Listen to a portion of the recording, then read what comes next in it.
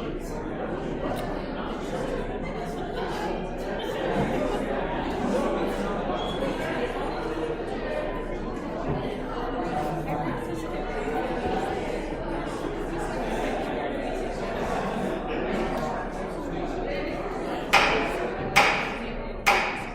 House will be in order. Mr. Speaker. Sergeant at Arms. Mr. Speaker, the Honorable Governor, Lieutenant Governor, Chief Justice, President of the Senate, and Secretary of State await admittance to the chambers. Will the Sergeant at Arms and Escort Committee admit the Honorable Governor, Lieutenant Governor, Chief Justice, President of the Senate, and Secretary of State into the chambers? Will the members please rise?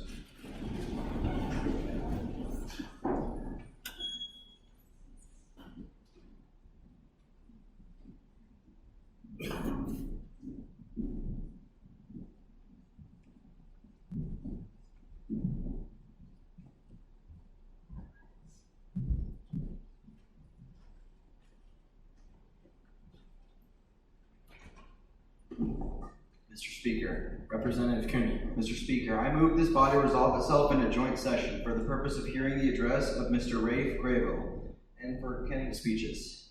Without objection, so ordered. Mr. President, Sergeant at Arms. Mr. Graybill, our special guest, awaits admittance to the chambers. Will the Sergeant at Arms and the Escort Committee please escort Mr. Graybill to the podium? Will the members please rise?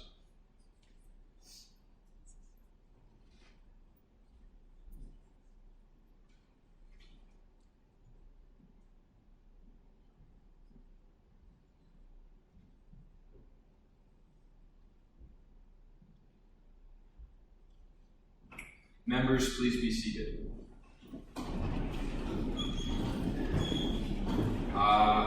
Rafe Graybill is Chief Legal Counsel to Governor Steve Bullock. He is fifth-generation Montanan from Great Falls. He graduated from Great Falls High School, where he was a four-year participant in the Youth in Government program. He went on to graduate from Yale Law School, Columbia University, and won a Rhodes Scholarship to study political philosophy at the University of Oxford. Since completing his education, Reeve has worked for the federal court system in private practice as an attorney for inventors and entrepreneurs, and now is the lead lawyer to Montana's governor. As chief legal counsel, Reeve has led the governor's efforts to fight dark money in politics and is responsible for litigation, executive orders, disasters and emergency response, and a range of other matters for the office. He lives in Helena with his wife and daughter. He is currently a Democratic candidate for Montana Attorney General in the 2020 election.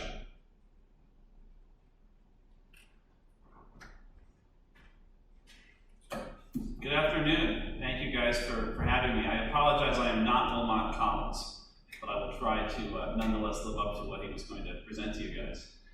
Thank you so much for the introduction. It is really an honor to be here standing before you today. I know I look like I may have done this program just a couple of years ago, but I was in fact first in your seats 17 years ago in 2002. Back in Great Falls High School, I used to be an active participant in this program.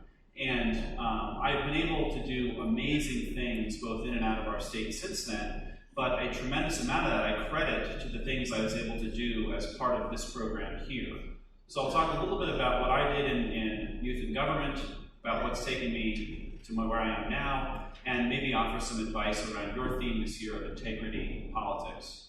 So 17 years ago, back in 2002, when I was a freshman, I was part of the legal program, and I gave a very, very intimidated and meek oral argument before the Supreme Court, but it was a tremendous amount of fun. And now in my active career as an attorney for the state, I give arguments in front of the real Supreme Court. And I'm happy to announce to you that it's actually not that different. This program does a very good job of modeling what that's like, and it's been very touching for me to go from doing it as a high school freshman to roughly the same process of preparation and presentation before the state Supreme Court as recently as December. When I was a sophomore, I was a member of the Senate, and I somehow made myself Senate chaplain, and as well as majority leader, and that was a very good year. And then I was a member of the governor's cabinet in my junior and senior year. And that also parallels what I do in my life now, which is I am one of the governor's advisors. For those of you that were here last year, Governor Bullock was your main speaker. And in my day-to-day job, I help advise the governor on a range of things. When someone sues him, I represent him. When he wants to sue somebody, he goes to me. But I also work on executive orders when you see, say, a disaster declaration for flooding or something like that.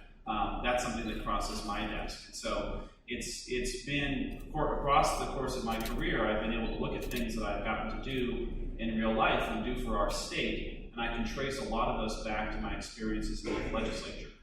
I really, really encourage you to take advantage of the time in this program, and I expect it takes no encouragement from me for all of you to be extremely engaged. I remember the heat and the passion of the politics at the time, and though it was technically a simulation, I remember how into it we all were each of the years. I don't think you're allowed to do this anymore, but when I was a sophomore, we actually had a plan to pass more legislation in the Senate.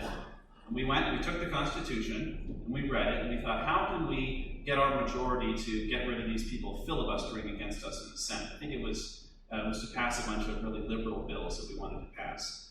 Well, what we did is we read the Constitution, we said, well, we could call up the militia, and we could assign all the opposition members to be members of the militia. We could send them outside and take a bunch of votes. Now, I don't think that fits with the theme of integrity, but it's something that this program enabled us to do. We looked at the rules, and we had a big fight with our advisor. I apologize to the advisors who are here. But we said, look, here are what Montana's founding documents say. Here's what they enable us to do. And to the advisor's credit, they allowed us to make an argument about how the law ought to work. Now, fast forward to the real legislature when it's meeting here, or the governor in his daily work. You typically don't engage in mischief like that. But the same basic process applies. You look at the laws, you look at what's guiding you, and you make an argument for what you think needs to be done, for what's right. Now, you add in the ingredient of integrity, which is your theme in this gathering this year. It's important to have one more thing, and that's a kind of moral clarity around your values, that when you get to those gray areas, in politics and in public service, you're deciding what direction to go, and how far to use the rules, gives you an orienting sense of what's right. So I'd like to talk a little bit about what I do now for the governor's office and sort of some parallels to the program. So as I mentioned before, I'm the governor's chief legal counsel. We have done some amazing things in our office the past year. And I think it's worth noting, it's fun to speak to you today, not only as an alum myself, but this is the day that Governor Bullock has announced his campaign for the presidency. Now, whether you're a Democrat, whether you're a Republican, I think it's really exciting for you and for me that this is probably the first time that an alumnus of this program is running for president. And I think he'd tell you the same thing, which is that he learned things about government, about working together, about getting things done in Montana at this program, many more years ago than where I did this program, that still work for him now, that helped him have a very successful legislative session the last few months, got him elected in Montana a number of times, and that he's hoping will take him all the way to the White House. So I think it's kind of exciting we've got our first alum presidential candidate today. In the governor's office, we've done a number of interesting things the past year which trace back to some of the work we're doing that I did in Model UN. Just a year ago, working with the governor, we were watching how the IRS, which collects taxes for the United States, how they were changing rules around dark money organizations giving money in elections. For those of you that don't know, most times when you spend money in an election, you've got to report it, and that advances a basic principle of fairness. If you're going to put TV ads on the screen, if you're going to slander somebody or say some other candidate's good, we as a society have decided, for the most part, we want to know where's that money come from. Well, there's a loophole in our system. And that loophole allows certain kinds of organizations, typically the wealthiest groups out there, but they exist on both sides of the political spectrum, to put money into our elections in a way that has no reporting at all, that has no disclosure requirements. So when you see that TV ad, you don't know who's really trying to give you a message. Well, as the governor has made this a major issue in his gubernatorial campaigns, he did it as Attorney General, and last summer as we were watching the news, we noticed that the IRS, which typically has nothing to do with campaigns, did something interesting. They got rid of a rule that had been around since the Nixon administration for 41 years that required those same groups that give money secretly, that required them to at least report their donors to the IRS. Not to anyone else, but just tell somebody where all that money's coming Well, without going through any sort of public process, without having any sort of opportunity for the public to weigh in, the IRS decided, we're going to get rid of that rule. We're just going to do away with it. Well, out here in Montana, we typically don't have a ton of influence on national or federal politics, but we saw this in the governor's office and we were concerned. We thought this would make things even worse. We thought this was a giveaway to all those groups that pollute your Facebook feed and your TV screen with all that junk near the election, to allow them to spend more and more with no accountability. And we thought about it, we considered, well, is there anything Montana could do? And we did what we did back in youth legislature 17 years ago for me, 30-some years ago for the governor. We went to the law. And we said, is there something that we can do? And after looking at it, and after talking with some people who were a lot smarter than we were, it turned out there was something we could do. Turns out when you get rid of a big regulation like that, you actually have to, by law, give people notice, tell them it's coming. You have to, by law, give the public, you, me, a chance to comment and say, this is a great idea, or no, this is a terrible idea. Well, the IRS didn't do any of that. And when they didn't do that, they broke federal law. And so after our review of the law, we decided this is something we can sue on. I wouldn't advise, suing as your answer to every single problem, but in this case, where someone had broken federal law and had made society worse, where we thought it was against our values, we went to court. And we'll argue that case in court on June 5th. Another thing I've done with the governor is we also had an executive order, which I don't know if you guys do that in Youth Ledge, but an executive order is basically a law that the governor can pass without the legislature voting, but it only applies to state government, so it doesn't go beyond the broader society. And at the same time we were concerned about these dark money groups, we thought, is there a way that through an executive order, we could maybe get some more transparency, at least when these groups do business with the state? So think about it. You don't give money to a campaign because you just, out of the kindness of your heart. A lot of times the biggest organizations that give to campaigns do it because on the back end, when their candidates win, they want something. And that's why we get disclosure, so we can say, hey, this company gave a bunch of money. Isn't it interesting that this company is getting a contract on the back end? You don't want that to happen. That's why you disclose the money. So when we were observing the same problem last year, we thought maybe using an executive order, we can say, if you want to do business with the state of Montana, if you want to sell us internet services, or if you want to sell us asphalt, it doesn't matter what it is, but if you want taxpayer money to go to you, you've got to tell us about any secret spending you do. Now, the President of the United States had talked about a similar thing about 5 or 6 years ago. He talked about it, but didn't ultimately do it. And no other state in the country had done this. But we went, we looked at the law, we did the work, we talked to the kinds of people that would be affected by this, and we ultimately enacted the first order in the United States that did this. And since then, we've had companies, big and small, come to us and say, yes, I do engage in this kind of spending. And you, members of the public, can go on a website, transparency.montana.gov, and see all that information. That's all accessible to you. So we've done a lot on the issue of dark money in politics, and I'm trying to make government a lot more accessible and a lot more clean. I'd like to sort of transition then to talking about how some of the things that we learn in youth legislature have continued to be helpful, and to offer you some advice as you go forward. How many people in this room are seniors right now? Good share of seniors, okay. How many people in this room will be 18 in November of 2020? Probably about half the room. How many of you plan to vote in that election? How many of you plan to run in that election? All right, we got one hand. Hopefully by the end of this we'll get more than one hand. So I've got a couple of pieces of advice that I think have applied it in my life and have applied in Governor Bullock's life that you can take with you from here. The first is that Montana is a tremendously accessible state. We are incredibly lucky to live in a state like Montana and have the kinds of opportunities we have. We think about, first of all, this week. You're sitting in the real House of Representatives. You populate the Supreme Court, the real Senate. That's not something you get to do in any other state. You're sitting in the real seats with the real buzzers, taking votes. And I'm sure, as you advance towards your elections tonight, you feel the real sense of political competition, trying to get things done that align with your values. That same accessibility, that same opportunity, will apply to you the rest of your life so long as you're working in Montana. We're very lucky to have a small state, and what that means is there are certain kinds of opportunities that exist everywhere. There's going to be a governor's chief legal counsel in every state. There's going to be a chief justice in every state. But in Montana, there's only 1 million of us. You're not climbing over 35 million other people to get those jobs. Now, we don't sacrifice quality at all in Montana. But if you want to achieve something in public service, in the private sector, there's a lot fewer people out there also trying to do it.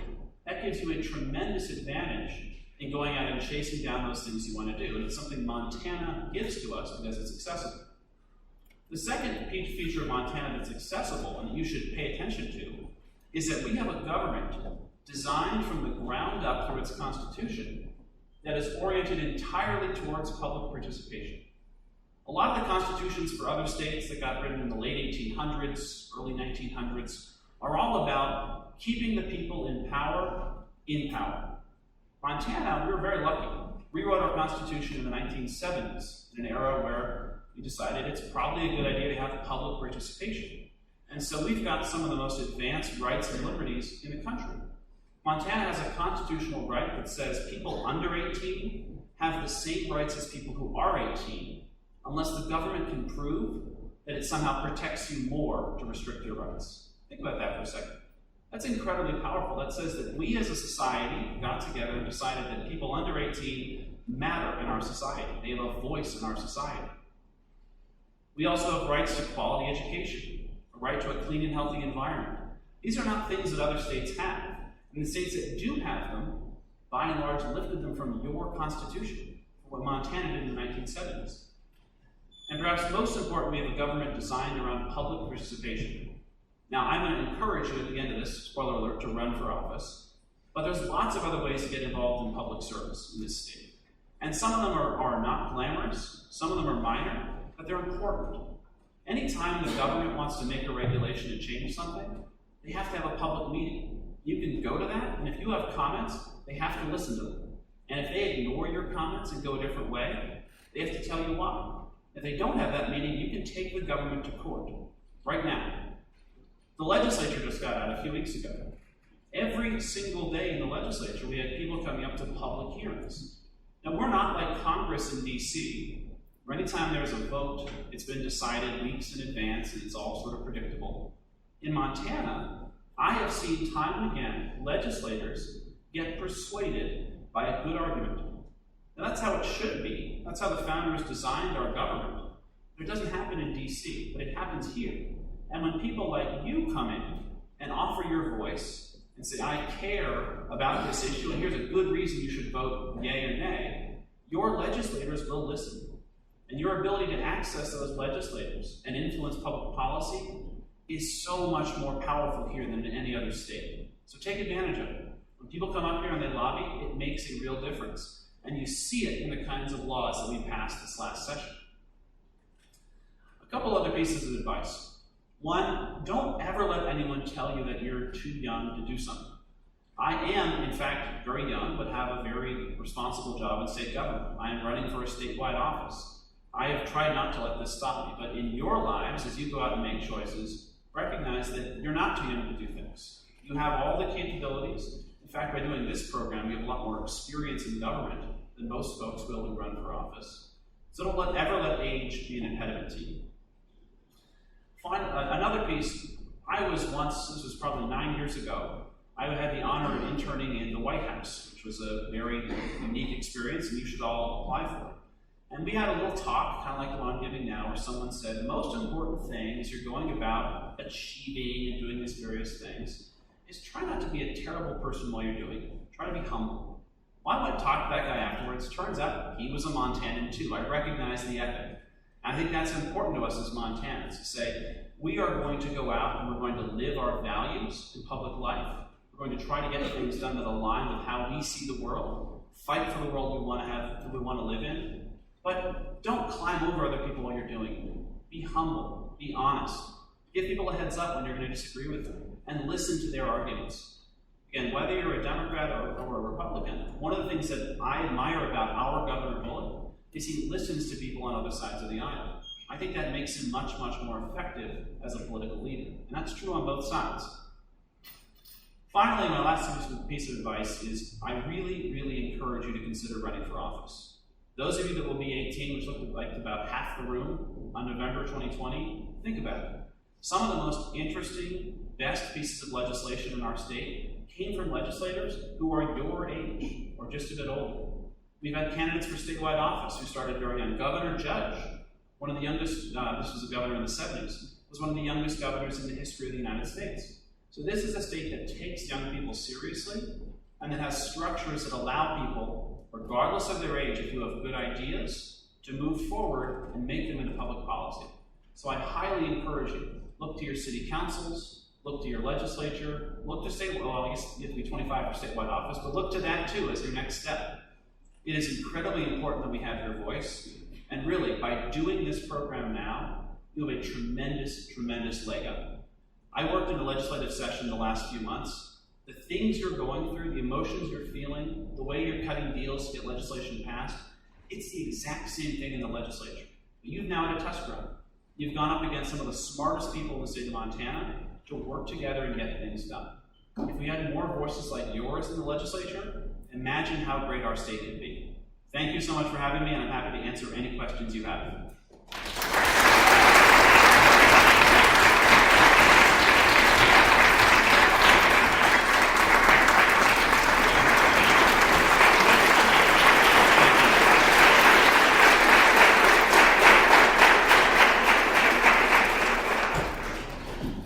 Any questions? Sir? How long have you been running as Governor Bullock? I started with Governor Bullock in August 2017. I was just wondering if you were around. I was working with him, but not officially for him when the Citizens United stuff happened. And that's been a big part of his career all the way through. Anything else? Yeah? What are some of the difficulties you've encountered? Difficulties I run into in my career. I think, well, a couple things. One is it's easy to get conflicting advice, and it's very easy as you're looking ahead at your career to be sort of paralyzed by choice. And that's a good thing. And you guys have tremendous, tremendous opportunities ahead of you. So I think being able to have a North Star and kind of have a goal you're driving towards, whether it's a particular career, a set of experiences you want to have, that can be helpful in sifting through what there's going to be a ton of advice from advisors, professors, family, parents, things like that.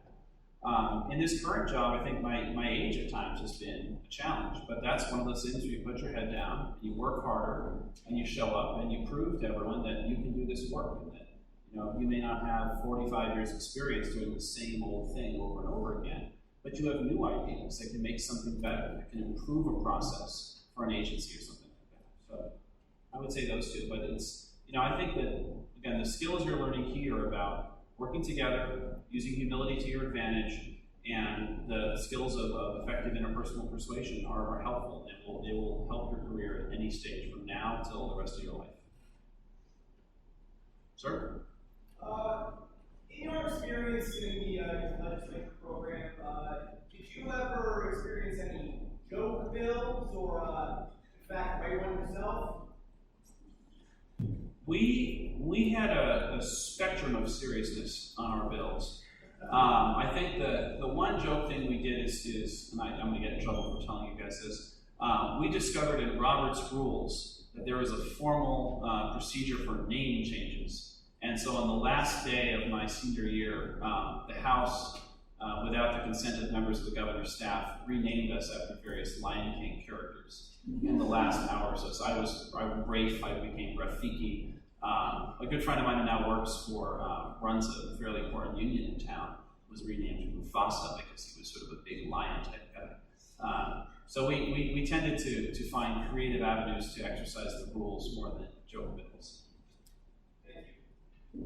Yeah? What advice do you have for using compromise to find common ground?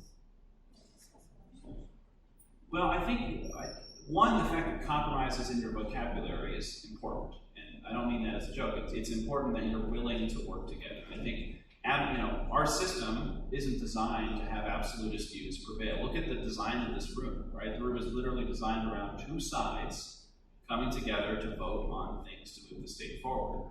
I would say listen is very important. I think making a genuine effort to understand the arguments of someone you disagree with could both persuade you to help find middle ground.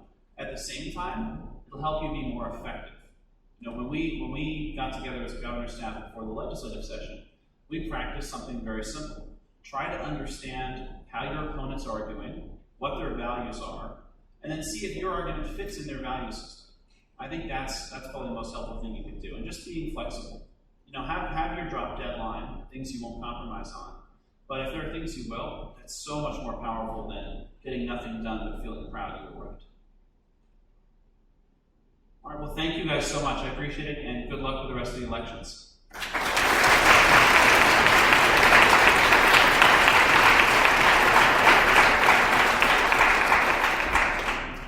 Thank you, Mr. Graybill. Will the Sergeant at Arms please escort our honorable guest from the chambers? Members, please rise.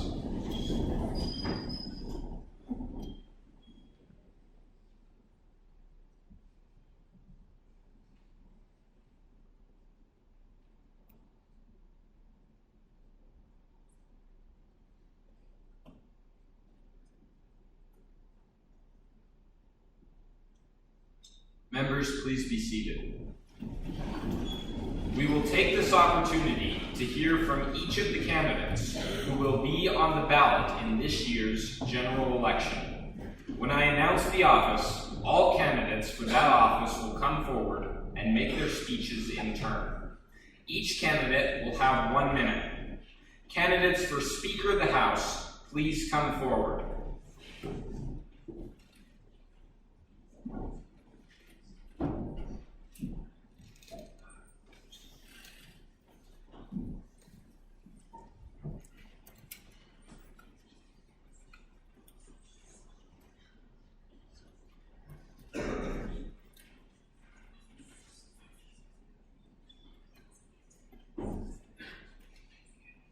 Zian Cervantes.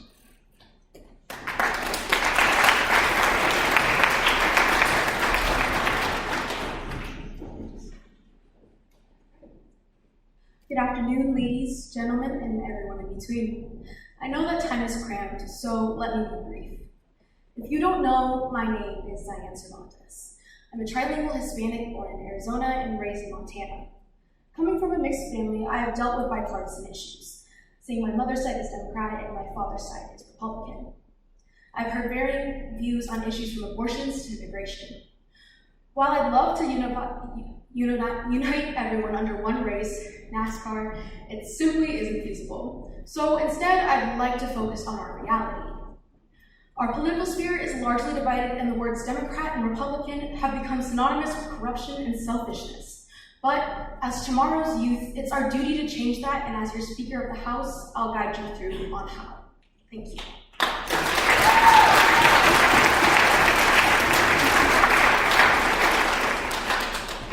Philip Dwyer.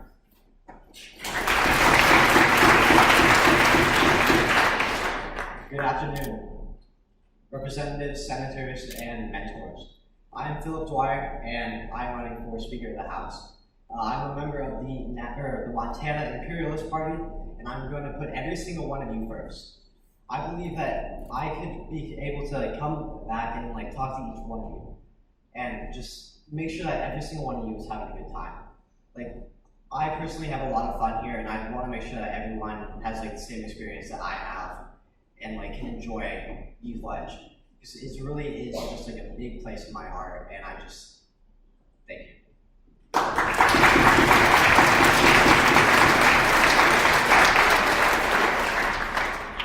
Candidates for President of the Senate, please come forward.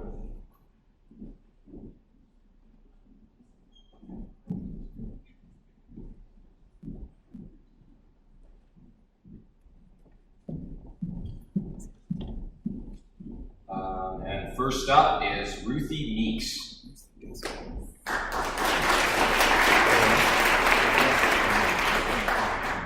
Hello, my name is Ruthie Meeks. I am running for President of the Senate in the 2020 Youth Legislature. I am running on the MIP Party, also formerly known as the Marsitarian Party. And I grew up also in a very politically divided household, as I feel a lot of Montanans specifically have, considering we're a kind of purple state. My mom is very liberal and my dad is very conservative, and so, we don't talk about politics in the kitchen. But at Youth Ledge, it gives us an opportunity for everyone to have a voice, and that is one of my favorite parts, is the fact that not only do we get to converse across the aisle, but we get to have fun doing it. Whether you feel like you have the one race, the NASCAR race, or whether you need to talk about actual, like when we talked about gender issues, you have that opportunity. And I would really love to lead the Senate in having those discussions. So it is time for us to eat this wheat and vote for me for President of the Senate. Thank you.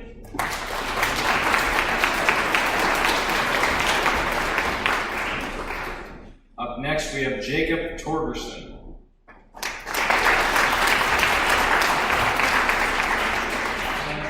Hello everyone, my name is Jacob Torgerson and I'm running to be your President of the Senate. So I didn't bring a lot because there's not a lot of time. There's only a minute to do this. I did not come from a very politically divided household like my opponents and like my fellow people who are running for office. I actually came from a really conservative household that we are in a really liberal city. I'm from Helena and I go to Capitol. I know, right? City boy. Not a lot of you guys are city boys, or city girls, or city non-gender conforming people. I believe, my campaign slogan is One Montana. I want to unify Montana under one nationality, not a nationality because we're in the US obviously, but a sort of state identity, since from what I see right now, there's a lot of division. And that division is not healthy for progress or for anything, really. Okay, that's all I have to say for right now. I'm gonna save the rest for the big speech tonight. I'll see you guys all there. Vote Torgerson.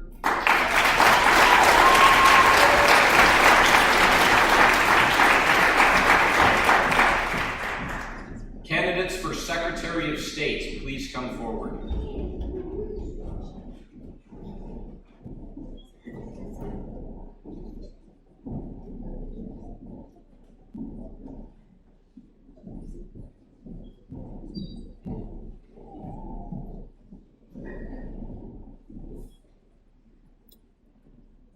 Up first, we have Emily Campbell.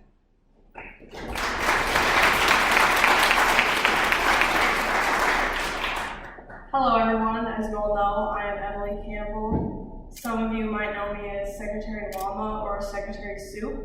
I am running to be the next Secretary of State, as I am the current one, so I believe I am qualified because next year I can lead the program even more efficiently, keep everything organized since I already will have had a year of experience. And lastly, I would just like to quote a poet named Ricky Bobby, if you ain't first, you're last. So don't put me last and vote for me for Secretary of State. Thank you.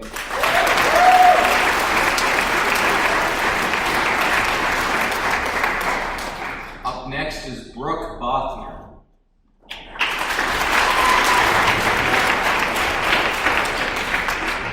Hello, my name is Brooke Bothner and I am running for Secretary of State in this year's Montana Youth Legislature elections.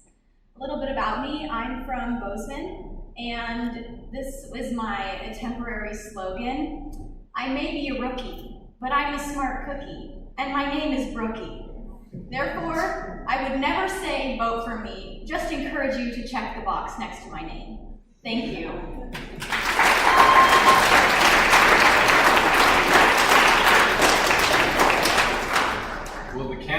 for Chief Justice please come forward?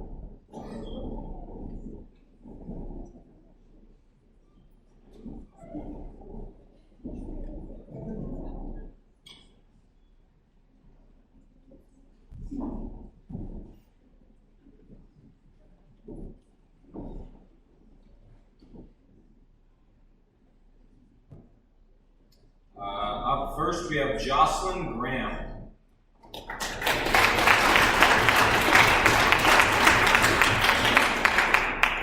Hello, I'm Jocelyn Graham, and I'm a sophomore at Darby High School, and I'm currently running for the office of Chief Justice. Last year, on the second day of the conference, I stepped off the bus incorrectly and sprained my ankle really bad, got purple, swollen, gross, bad time. Next year, I want to have a good time, and we can make that happen if we vote me for Chief Justice. I have been part of the court program for all of the 2 years that I've attended youth legislature, last year as an attorney and this year as an associate justice. I believe I'm fit for this role for several reasons, one being that I'm a really strong communicator, and I think I would excel with the duties involved with being a Chief Justice, such as email correspondence, helping attorneys, and leading the court program.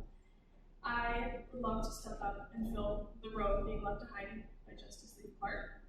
And a brief closing remark. Work hard. Oh my gosh, I cannot talk. I'm sorry, guys. Work hard. Vote for me. Yee.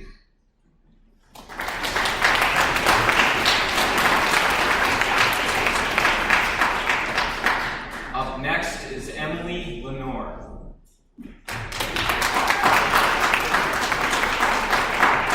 I'm Emily Lenore, and I am running as your 2020 Chief Justice. Some of you may remember me from last year when my hair color and food allergy was pointed out during this election. Yes, Lee Clark and I were the redheads with no soul. However, like I said, current Chief Justice, who I believe is right below me, has red hair. And he has definitely proved his worth this session. And I believe that I can do the same next year. On top of that, this is my 3rd year in the Youth and Government Court program. My first year I was an attorney, last year I was a justice, and this year I am a returning justice. This year I believe that my 3 years of experience gives me the knowledge and skills to be your Chief Justice next session. Thank you, and vote Emily Lenore for Chief Justice.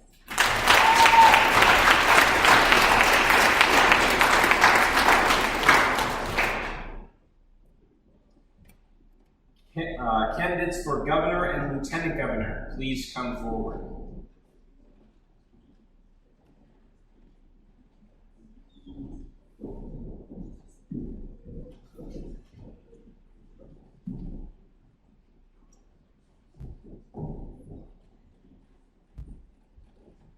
Up first is Jaden Bellander and Aaron Richards.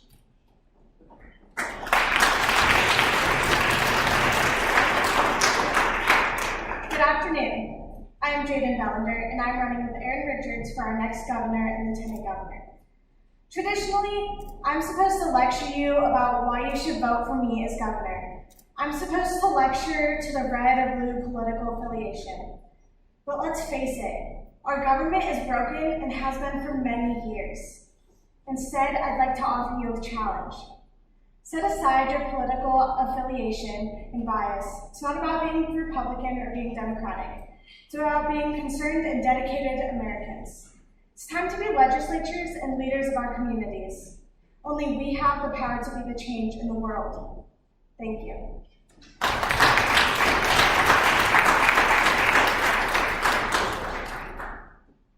Good afternoon. My name is Aaron Richards.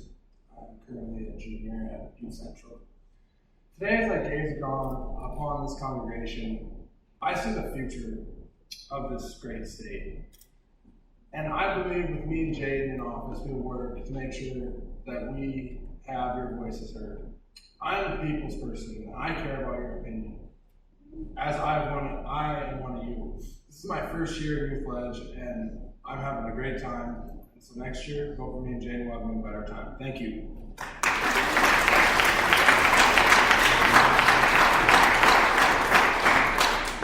And finally, we have our current youth governor, Hafey, with our current youth speaker of the House, Thomas Penley.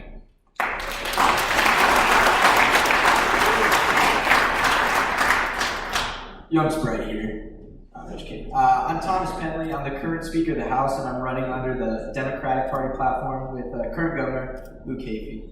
I decided to run because I think I can represent everyone here. If you look in the bill book, you'll find my name tied to, in my opinion, a really good serious bill and a really good joke bill. Meaning I represent you if you come here just because you didn't really have anything else better to do and wanted to miss school, or I represent you if you work really hard at this program and are very serious and take your bills seriously. I think I can represent all the people here, and that's why I'm running with Luke over here. So I can outline some of my other stuff later in the night in the speech, but for now, just remember Thomas Penley come ballot time.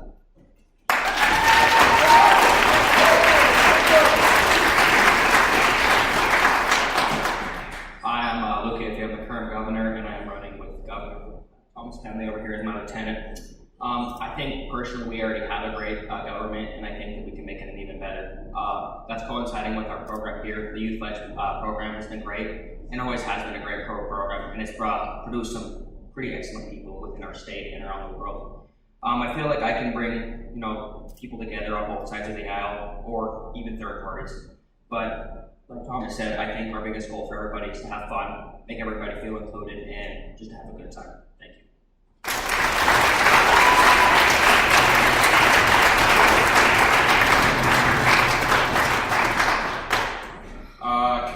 Just a few announcements. Committees must stay in committees the entire time you are scheduled to.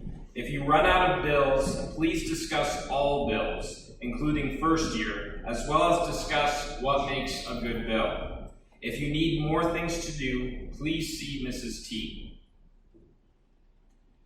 Please report immediately to your respective committees. This joint session of the Montana YMCA Youth Legislature is now adjourned.